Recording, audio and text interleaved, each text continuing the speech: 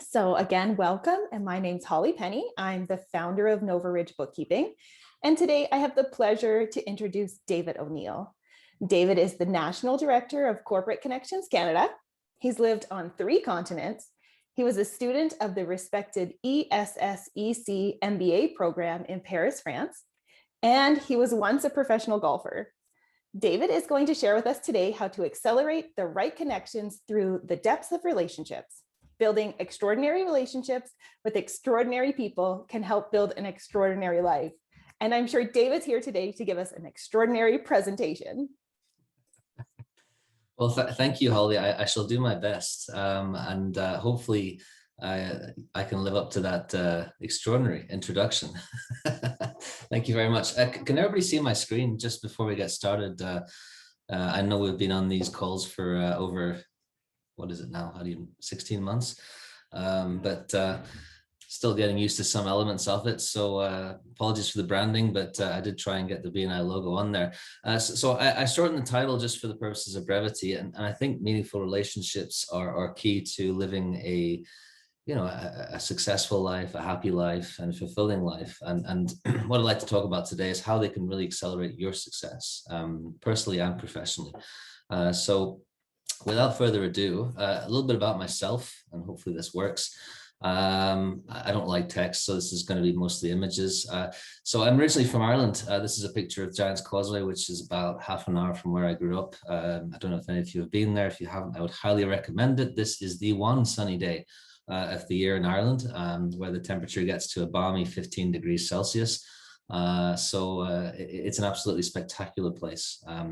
Beautiful countryside, horrendous weather, but incredible people. So I was originally born in Ireland and moved when I was quite young to Brussels, Belgium. This is a picture of La Grande Place, which is in the capital city of Brussels. And every year they have a festival of flowers. And what you see there is actually the entire square being transformed into a floral display. It's probably a more technical word, but nonetheless, when I was 13 or 14, my father, being part of a multinational company, we moved again to England, and this is a picture of Warwick Castle. So I went to high school in England for several years, and actually went to university at Warwick Business School, which is right next to this castle. Sadly, that's not a picture of the school. It's a campus university in a place called Coventry, which is one of the cities that was bombed in the Second World War and doesn't look anything like this. But the common theme here is moving every couple of years, and that's tough when you're a child. And then, frankly, it's difficult to make lasting relationships when you're constantly changing schools and going into a new environment. So I had the opportunity to live in England for I think 7 or 8 years. I did my undergraduate in international business because, frankly, I didn't know what I wanted to do. And it was a good cop out at the time. But it gave me perspective. And international relations are being something that's a common thread throughout my life. Moved to Singapore in the early 2000s. This is a picture of Singapore Marina. I believe it was during the Grand Prix a couple of years back. Singapore is an incredible place, and for those of you who haven't visited, I would highly recommend it as a gateway to Asia. I believe it's the biggest port in the world now, trade hub, and some incredible businesses out there as well. And after that, I had the opportunity to move to Paris. So again, being quite slow in decision making when we're younger, we don't necessarily have perspective. I worked in Singapore for an international trade association and did my MBA in Paris. Unfortunately, did it in English because I wasn't aware that I was going to end up in Canada at the time, but nonetheless did it at ESSEC, which is one of quite a respected business school out there, and eventually ended up here in Canada. So I came to Canada originally for 6 months and ended up, what are we now, 18 years later almost, still here. This clearly is not where I live. I live in Montreal, but one of the things that really resonated with me about Canada when I first came here was the affinity that I felt for the people. I found Canadians to be incredibly open and welcoming and friendly and curious to learn new people, new cultures. And that was something that really resonated with me. And certainly something that I felt that I had in common as an Irishman coming into a new city, a new language, and starting to build my network and build relationships. The first thing I did when I came here was join the local rugby club, because it was a way for me to build my network. And so these are, pardon me, some of the networks that I have. As you mentioned, Holly, I briefly became a professional golfer. I was playing, I don't know, when I was 13, 14, national amateur level whilst in Belgium, and had the opportunity to play with a couple of guys that are now on the PGA Tour. Sadly, my teenage years of wanting to meet girls and let's call it frequent local establishments, stopped me playing golf, but it's something that I very much enjoy, and gives me the opportunity today to actually have a lot of fun and challenge myself on the course. And obviously golf's a great way to meet people as well. So I'm now on the board of Beaconsfield Golf Club, as you see on the bottom right, which is the only private golf club on the island of Montreal. So these are some of my networks, some of them. And so you have the scholastic side, you have the sporting side, but I have the opportunity to meet a lot of people. And it's always been something that I've been curious about, meeting new people, getting exposed to new influences. And I suppose in the last few years, becoming more attuned to the type of relationships that I have, and the value that I'm able to give to those relationships, and how meaningful they are to me. So I'd like to ask everybody to open their chat bar, because I'm sure you don't want to hear me speak for 20 minutes solid, but I'm going to ask a question in a minute. Why are meaningful relationships important? And no bad responses here, but I'd like some of you to put some ideas into the chat bar, and we can spend a minute or so going through them. Why are meaningful relationships important to us? And perhaps you can give me some thoughts, some insights, some inspiration, and then I'll try and answer my own question. It would help if I actually open the chat bar here. Thank you, Holly. Friendship, connection, to learn from one another. I love it, Anand. Yeah, absolutely. Loyalty and reliability. These are fantastic answers. So I was actually thinking about this before doing a presentation, so I did a little bit of research, because I think it's something that we all intrinsically understand, but may not be able to articulate. And meaningful relationships really provide the opportunity for three key benefits. It's the exchange of support. So Brent, absolutely right. It's social engagement. And I think that's something that's very important to us as human beings, that sense of connectivity in our businesses, in our communities, and the people that we bring into our lives. To Dr. Meisner's book, Who Do You Have in Your Room? That's a good example of that. And the last one is sense of worth. And I think all three are real pillars for a foundation of healthy relationships. And certainly I think meaningful relationships really do provide the platform to give us all valuable personal support, opportunities for social interaction, social advancement, and so on. So thank you very much for those answers. Now I'm going to ask you another question, if I can. My screen would work. How do I know if a relationship is meaningful? Any ideas? Again, please feel free to put ideas in the chat bar. And so what I'm looking for here is, what sort of evidence could we have, whether it be in our BNI chapter or corporate connections chapter, whether it be with people who we spend time with? What sort of things are we looking for?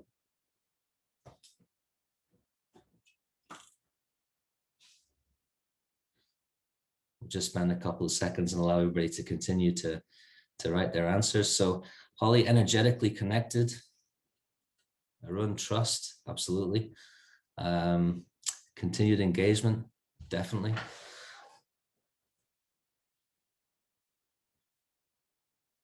Genuine interest. Thank you, Deli. Genuine interest. To me, that talks to authenticity. Business happens as a byproduct.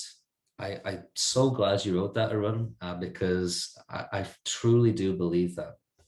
I came to Canada and used to be I fell into the banking industry, good or bad. I was a commercial banker, relationship manager, and then grew through the ranks to manage a team. And I found that the higher up I went in the organization, the further I was going to be from doing what I really enjoyed, which was meeting people, meeting business owners, meeting entrepreneurs, understanding their story and who they are as people. And I think who we are as people, it should always come first. I was just in a meeting, a corporate connections meeting with a lawyer, and he was a partner at a well-respected Canadian law firm.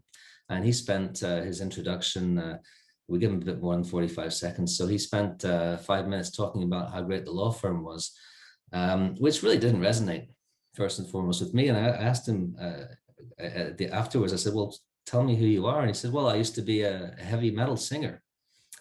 Okay, that's interesting.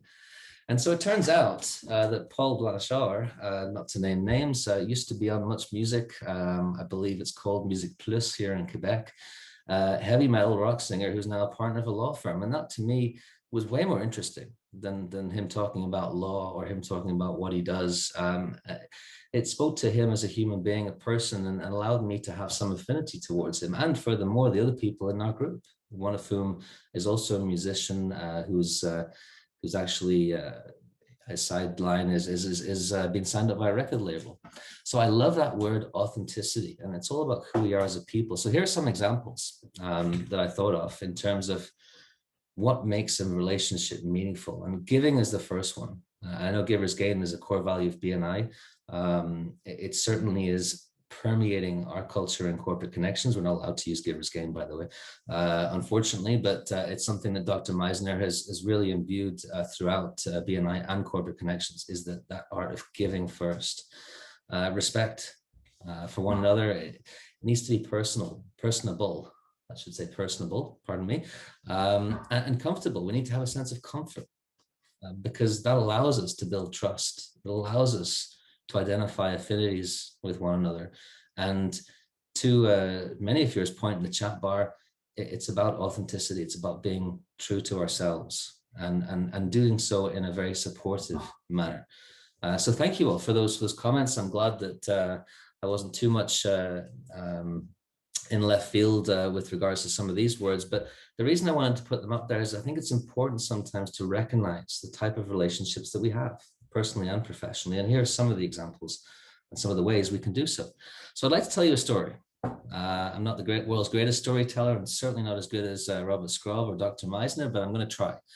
So here's a person that's based in Calgary, Chris Reuter, and some of you may have had the opportunity to meet Chris. I know that Deli and Moji and Pat Stride up in Edmonton have brought him into the BNI community, and Chris was introduced to me back in, I believe, February with regards to what he does professionally. So what does he do? He's the acting chief of stakeholder engagement for OSME, which is the Office of Small and Medium Businesses across Canada. And I went into the first meeting thinking this was going to be a discussion about how we could offer federal procurement programs to our corporate connections members. And sure enough, the conversation went down a very business route at first, until I discovered that Chris happened to be a former professional golfer. And so that word affinity was key. And then all of a sudden, business was completely moved aside and we started talking about golf. And Chris is, I believe, similar age to myself, early 40s. He has kids, I have kids. And so we started talking about golf. And then I said, well, Chris, let's continue this conversation in a more relaxed environment. And I think this is being recorded, so please don't share it. But I did invite him over to my house during lockdown because my COVID project didn't want to renovate my house, my bathroom. But I was getting very frustrated as someone who is a golfer, not being able to play golf last year. So I actually built myself a golf simulator. And so I invited Chris over to come and play Augusta National. This was around the time of the Masters tournament, for those of you that know a little bit about it. And Chris was very excited and, of course, said yes. And the premise was we're going to play a bit of golf and talk a little bit of business and understand a bit more about how the Corporate Connections community can give Chris access to business owners, which he is looking for to be successful in his role. So Chris came over and we started to play golf, and then he started to talk about his family. And so a business introduction really did lead to a more meaningful conversation. I have two young children, Charlie, who's 8, and Alfie, who will be 6 on Canada Day. Chris has 4 children, and Chris was actually living in Calgary, but was in Montreal because he had to move out of his house in Calgary, which was rented. And I soon discovered why. So he has 4 daughters. Keegan's the eldest. She's 16 years old. And they're all skaters. So Keegan's a former Eastern Ontario champion, Skate Ontario ice dance champion. She doesn't skate anymore competitively, but she still coaches and does choreography. The youngest, Vian, is 10. She also skates and hasn't been able to skate, obviously, because of COVID. Vanya's 11, also skates, does pair competitions, and the second eldest, who is in the white t-shirt there, is Kaya, and Kaya's 14 years old. And the reason that Chris was by himself in his mother's place in just outside of Montreal was because Kaya couldn't get access to ice time because of the lockdown in Alberta, which I believe is now finished. So the whole family, excluding Chris, had to go to Florida. And we started to talk a little bit about this because I know nothing about skating. I'm from Ireland. We don't have ice. When we do have ice, it tends to be on the roads, and you get a tractor coming down, dumping sand literally on the roads, helped by men with spades. That's how we de-ice roads in Ireland. Chris was telling me that he was having a lot of difficulty supporting his family. And immediately I could see, as a father, I could see that emotion take over him. And I asked him to explain a little bit more. Chris is working 2 jobs to support his family. He's currently obviously with the government, and he also coaches golf on the side and helps in other projects out in Calgary because they're trying to make ends meet and trying to give opportunities to their children. And Kaya started skating on the Rideau Canal in Ottawa, where they were living at the time before they moved to Calgary, and actually had to move to Calgary because it was access to ice time and access to coaching at the Olympic Center out there. And so the whole family moved for their daughter to Calgary, which I thought was absolutely incredible, that they could offer that opportunity to Kaya. Little did I know that she's actually very good. So she now has been in a number of competitions, both at the junior level, at the senior level, nationally and internationally. So I started asking Chris questions, and he pulled out his phone and showed me a couple of videos, and it was like watching TSN. In fact, it was TSN. Kaya skating at competitions, and there was one in Canada, one in Geneva, one in Hungary, and I thought, oh gosh, that must be really expensive. Like, how's she doing? And turns out she's doing really, really well. So Kaya has, this is a picture of her in recent competition. As you can see, this was a nationally televised competition. She's 14 years old, and she is currently trying to be the first Canadian woman to land a triple axel, which again meant nothing to me until I actually looked it up and realized actually this seems a very hard thing to do. So she was down in Florida with her mother and the 2 sisters. School was remote, and her mother was in a hotel with the girls, and all because of Kaya. And of course, you can imagine how much that would cost the father and the family. And Chris was finding it very hard to control his emotions, and frankly, I am too, thinking about it, because these are all, I think, things that we want as parents, is to give our kids opportunities. And so I asked him, how can I help? And so he explained to me in terms of Kaya's track record, just a couple of stats on the board. So she started skating competitively in 2019 because she was too young before then. She actually won Skate Canada Nationals in 2019 with a new Canadian record, and only recently has graduated to senior competition. She just turned 15, pardon me, and is now allowed to compete at the senior level, where she finished 4th in the Skate Canada Challenge earlier this year. I was listening to Chris speak, and I just wanted to help the guy, and I felt an affinity for him for the golf. I felt affinity towards him as a father. I could see the authenticity coming through him, and I said, well, how does it work? How are things funded? Where does she need to go? And ultimately where she wants to go is the Olympics, and she's got a really good chance. And I just thought I'd put a bit of a schedule on there, because you can see she has to travel a lot. And so I asked him, well, what does Skate Canada provide, and what do you need? What sort of resources you need to be successful? And so he explained a little bit more about how the training component worked. And so this is the total annual cost just for training for Kaya. This is an after-tax dollars amount.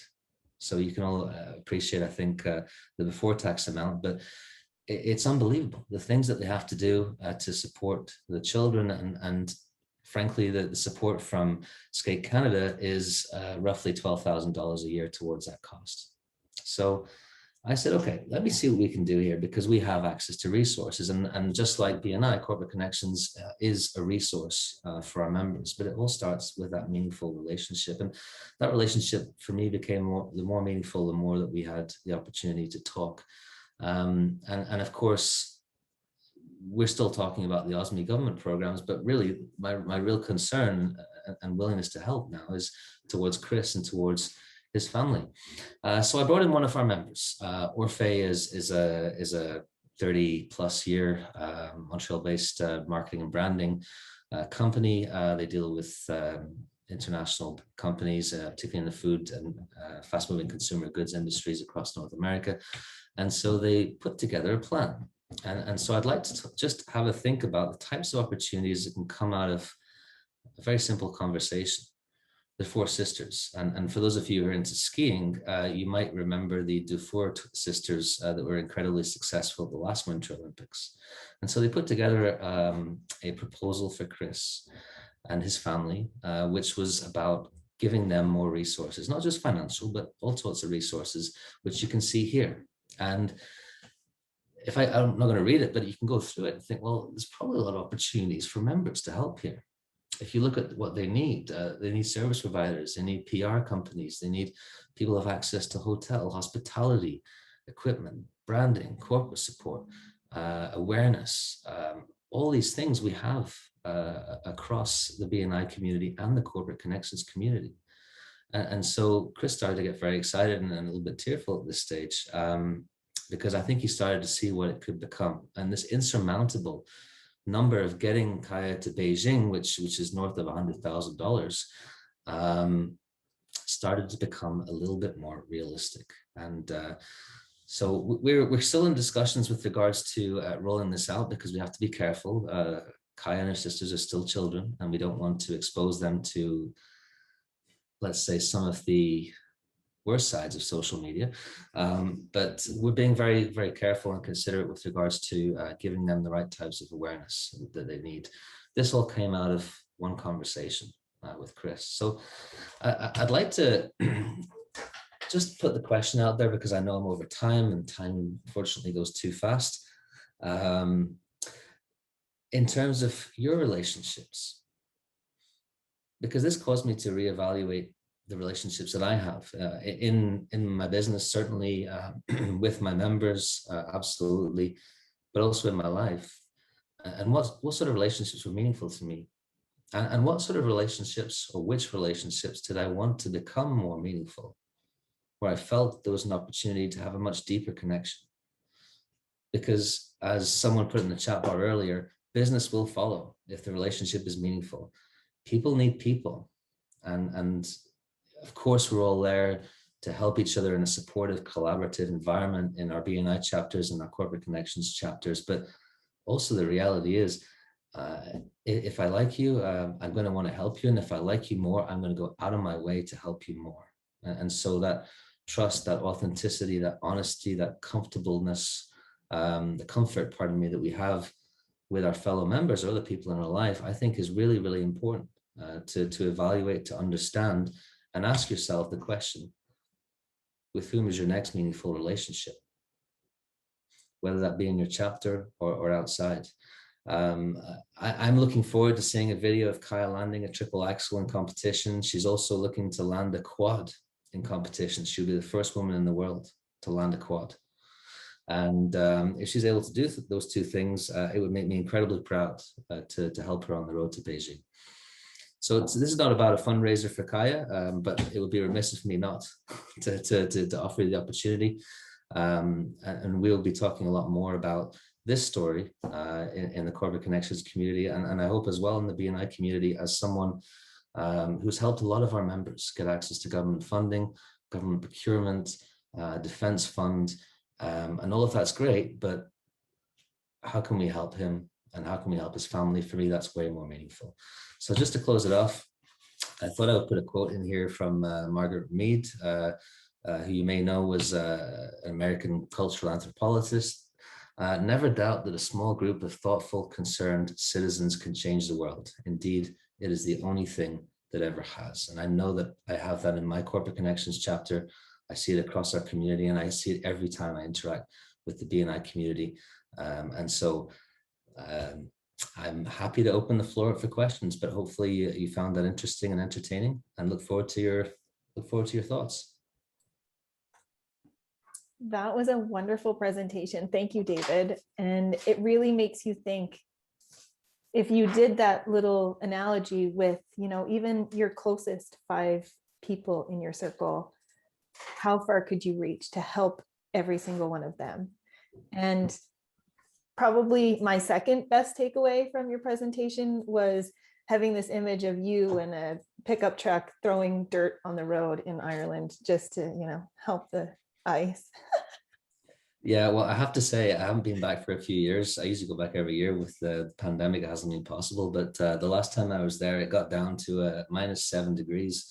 The entire country shut down. In fact, so much so, the front page of one of the national newspapers literally had a picture with a headline saying, "This is a snow truck," because no one actually understood what they were, what purpose they served. But I've seen flatbed trucks with a pile of sand and 2 guys with shovels literally driving along the road.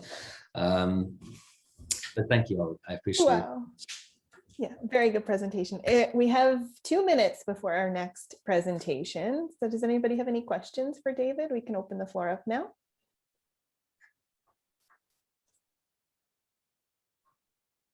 I snapped a picture of Kaya in the middle with all of the little thought bubbles around her, and that is a wonderful takeaway. It is. So look out for her, and I'm happy to share. I'll share with you, Holly, footage of her in events. It's incredibly powerful. Sometimes they're very simple images and things that resonate with us.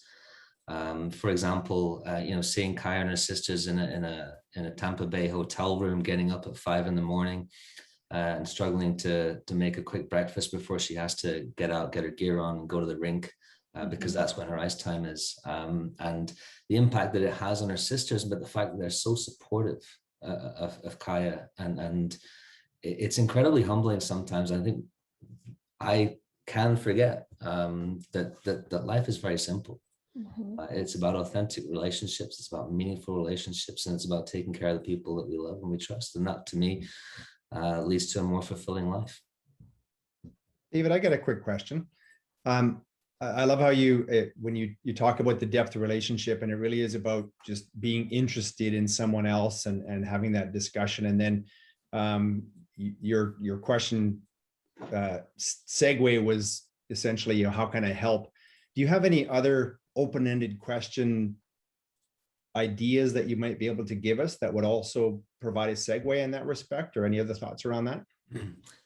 In terms of building depth of relationship, Brent. Yeah, to take the conversation to a deeper level where you can, to go where you did in your example, for instance. Yeah, well, I can give you an example that's personal, and hopefully it resonates. I come from an Irish family. We're Anglo-Saxon, and we don't talk about our feelings. We don't talk about our emotions. I found it very tough when I arrived in Canada initially, because I'd previously worked in the City of London in the financial services industry, and everybody turns up to work in a suit and tie and double cuffs and cufflinks, and everybody's very formal. Over here, I expected the culture to be the same, and it wasn't. It took me a while to adapt. And I think the word that comes to mind is vulnerability. I had always been taught that you have to keep your personal and professional life separate, but it's not who we are as people. They're always going to be intrinsically intertwined.